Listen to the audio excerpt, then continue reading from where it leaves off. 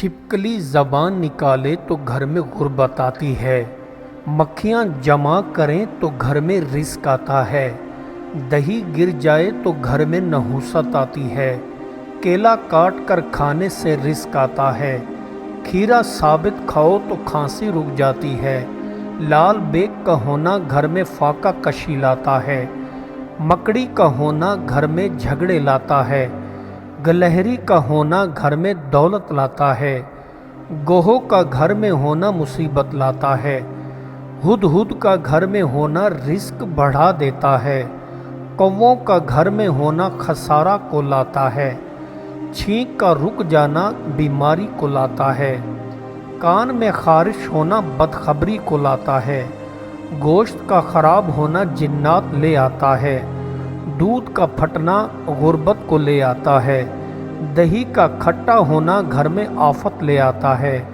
قبض کا ہونا بدن میں بواسیر کو لے آتا ہے، دیر سے جاگنا گھر میں فاقہ کو لے آتا ہے، گھوڑے کا ہونا بہادری کو جنم دیتا ہے، گھوڑی کا ہونا عورت کو حاملہ کرتا ہے، کتا گھر میں غربت کو لے آتا ہے، مورنی کا ہونا گھر میں محبت کو لے آتا ہے، بچھو کا ہونا گھر میں نفرت کو لے آتا ہے، ناخن کی شکل بگڑنا بڑی آفت کی نشانی ہے، آنکھ کا پھڑکنا بدخبری کی علامت ہے، ناک پر خارش ہونا مہمان کے آنے کی نشانی ہے، آدھا سر کا درد بیماری کو لے آتا ہے، ماتھے پر تیل لگاؤ ذہن تیز ہو جائے گا، مونچھوں کا بڑھانا بڑھاپے کو لے آتا ہے، داڑھی کو بڑھانا عمر کو بڑھا دیتا ہے، زیر ناف بال بڑھانا قوت کم کرتا ہے، ناخن کو بڑھانا بدصورتی کو لے آتا ہے، بال بڑھانا بدقسمتی کو گھر میں لے آتا ہے، ٹانگوں پر بال کا ہونا مردانگی کو بڑھاتا ہے، سینے پر بال ہونا ٹائمنگ کو بڑھاتا ہے، کانوں کا لمبا ہونا قسمت اچھا کرتا ہے، ناک کا لمبا ہونا نفس کو لمبا کرتا ہے، دانت کا ٹوٹنا اچھی قسمت کو لے آتا ہے، ریت پر بیٹھنا دماغ کو تیز کرتا ہے، اونٹ پر بیٹھنا قد کو لمبا کر دیتا ہے۔ اپنے آپ سے محنت اتنا سنگین گناہ نہیں جتنا سنگین گناہ اپنے آپ سے لاپرواہی کرنا ہے، گناہ نیکی کے لباس میں دھوکہ دے سکتا ہے، اچھا ذائقہ برے ذائقے سے بہتر ہے اور برا ذائقہ ذائقہ نہ ہونے سے افضل ہے، دنیا میں سب سے بری آبی قوت عورت کے آنسو ہوتے ہیں۔ جب کوئی مسافر سفر میں جائے تو 3 چیزیں اس کی زینت ہوتی ہیں: حسن، ادب، حسن اخلاق، شکوک اور تہمت کی باتوں سے بچنا۔ جسے 3 چیزیں حاصل ہوں وہ تمام آفات سے نجات پا جاتا ہے: کان دل کے ساتھ خالی ہمت، فقر دائم کے ساتھ زہد حاضر، صبر کامل کے ساتھ ذکر دائم۔ محبت کا ظاہر بھی ہے اور باطن بھی، اس کا ظاہر تو رضائے محبوب ہے اور اس کا باطن یہ ہے کہ وہ محبوب پر اس طرح فریفتہ ہو کہ ما سوائے محبوب کسی چیز کا ہوش نہ رہے، نہ دوسروں سے اس کا تعلق باقی رہے اور نہ اپنی ذات سے اس کا کچھ تعلق رہے۔ میں زندگی میں 2 مرتبہ حیران ہوا، ایک شخص کو کعبہ کے طواف کے دوران خدا سے غافل پایا تو بہت حیران ہوا، مگر اس سے زیادہ حیرت اس وقت ہوئی جب بخارا کے تاجر کو کپڑا بیچتے وقت یاد خدا میں مصروف پایا۔ صوفی وہ ہے جو کدورت سے صاف، فکر سے خالی اور اللہ کے لیے خواہش نفسانی سے منقطع ہے اور جس کی نظر میں سونا اور مٹی برابر ہے۔ قوت اور اختیار کو ترک کر دینے کا نام توکل ہے۔ علم سے ایمان کا کمال ہے اور علم کا کمال خوف ہے۔ روح انسان کی شکل میں ہوتی ہے لیکن وہ انسان نہیں ہوتی۔ وقت کی مثال تلوار کی سی ہے، اگر اس سے نرمی سے پیش آؤ گے تو یہ بھی نرم محسوس ہوگی، اور اگر سختی کرو گے تو اس کی دونوں دھاریں سختی ہوں گی۔ بدخوئی ایسا گناہ کہ اس کی موجودگی میں کوئی بھی عبادت فائدہ نہیں دیتی، اور خوش خلقی ایک ایسی عبادت ہے کہ کوئی گناہ اس کو نقصان نہیں پہنچا سکتی۔ معرفت کا درخت فکر کے پانی سے سیراب ہوتا ہے، اور غفلت کا درخت جہالت کے پانی سے سیراب ہوتا ہے، اور توبہ کا درخت ندامت کے پانی سے سینچا جاتا ہے، اور محبت کا درخت اتفاق اور موافقت کا پاس رکھنے سے سیراب ہوتا ہے۔ میں نے دیکھا ہے کہ صوفیاء کی آفت 3 چیزوں میں پائی جاتی ہے: نوخیز نوجوانوں کی صحبت، مخالف طبیعت والے لوگوں سے میل جول، اور عورتوں کے ساتھ نرمی۔ ایسے کاموں کے بارے میں فکر مند ہونے کی کیا ضرورت ہے جو کبھی وقوع پذیر ہی نہ ہوں؟ بس امید کا دامن تھامے رکھو۔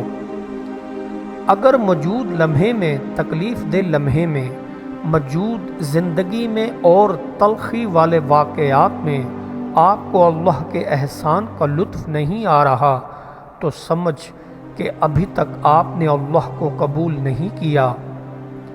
لوگوں کی غلطیوں کو دامن بخشش سے ڈھانپ لے، اور خاص کر جو لوگ صاحب مروت اور معزز ہوں ان کے قصور معاف کر دے۔ حساب کا صاف رہنا اور پیسہ کا حساب لینا از بس ضروری ہے۔ یہی محبت اور یگانت ہے۔ معاملات کو بالکل صاف رہنا چاہیے۔ والدین کا فرض ہے کہ اپنے بچوں کو دینی تعلیم دیں، ورنہ قیامت کے روز ان سے باس پرس ہوگی اور وہ مجرم ٹھہرائے جائیں گے۔ اگر سردار ثابت قدمی دکھلاتا ہے تو وہ بھی ثابت قدم رہتے ہیں، اور اگر سردار بھاگ جاتا ہے تو سپاہی بھی فرار ہو جاتے ہیں۔ عورت بیک وقت ایک انسان سے باتیں کرتی دوسرے کی طرف ناز و ادا سے دیکھتی ہے، اور تیسرے بندے کی یاد کو سینے سے لگائے رکھتی ہے۔ خوش قسمت ہے وہ بندہ جو صبح سویرے اٹھ جاتا ہے اور عبادت اس کا پیشہ ہے، اور درویشی اس کی آرزو ہے، اور عزت اس کا مقام ہے۔ خوشیوں پر اس وقت غور نہ کرو جب وہ تمہارا دامن تھام رہی ہوں، خوشیوں پر اس وقت غور فکر کرو جب وہ تمہارا ہاتھ چھوڑ کر جا رہی ہوں۔ حرص تمام بیماریوں کی جڑ ہے۔ یہ ایسا مرض ہے کہ اس کو لا علاج مرض کہنا چاہیے، کیونکہ اس سے جڑے فساد ہوتے ہیں اور جھگڑے ہوتے ہیں۔ زندگی میں کامیابی کے حصول کا بہترین ذریعہ یہ ہے کہ آپ ان نصیحتوں پر اپنے عمل کو یقینی بنائیں جو اپنے دوسرے بنی نوع انسان افراد کو کرتے ہیں۔ وہ تیز نگاہیں کہاں ہیں جو دلوں کی طرح روشن اور منور تھیں، اور وہ عقلیں کہاں ہیں جو ہدایت کے چراغوں سے روشنی حاصل کرتی تھیں۔ جس بندے کے ماتھے پر محراب ہو تو سمجھ جائیے کہ وہ اللہ کے قریب ہے، اسے دعا کرو اور دعا کرواؤ، اللہ اس کی دعا جلد قبول فرماتا ہے۔ عورت کے چہرے پر جھریاں آنے لگیں تو فوراً ایک گھیا توری کاٹ کر چہرے پر مسل دیجیے، 2 دن میں جھریاں ختم ہو جائیں گی۔ جو کام کرے گا وہ غلطیاں بھی کرے گا، لہٰذا غلطیاں کرنا کوئی بری بات نہیں ہے۔ ہاں البتہ بری بات یہ ہے کہ آپ ہاتھ پاؤں ہلانے اور کام کاج سر انجام دینے سے ہی احتراز کریں۔ عمدہ لباس کے حریص کفن کو یاد رکھ، عمدہ مکان کے شیدائی قبر کا گڑھا مت بھول، عمدہ غذاؤں کے دل دادا کیڑے مکوڑوں کی غذا بننا یاد رکھ۔ قوموں کی ایک مصیبت یہ بھی ہے کہ ان میں ایسے افراد جنہیں کچھ کہنا چاہیے چپ رہتے ہیں، اور جنہیں خاموش رہنا چاہیے وہ بولتے ہی رہتے ہیں۔ جنت اس مقام کا نام ہے جہاں خدا اپنے بندے سے اور بندہ اپنے خدا سے راضی ہو جاتا ہے۔ یہی مقام اگر دنیا میں حاصل ہو جائے تو دنیا بھی جنت بن سکتی ہے۔ 4 بار یہ وظیفہ پڑھ کر جس عورت کے کان میں پھونک مار دو گے وہی عورت تم پر عاشق ہو جائے گی۔ تکلیف میں مبتلا کرنے کے لائق سب سے زیادہ خراب 2 چیزیں ہوا کرتی ہیں۔ اول، مہربان ناصح کی بے جا نصیحت۔ دوم، دشمنی رکھنے والے خوش آمدی کی تعریف پر مغرور ہونا۔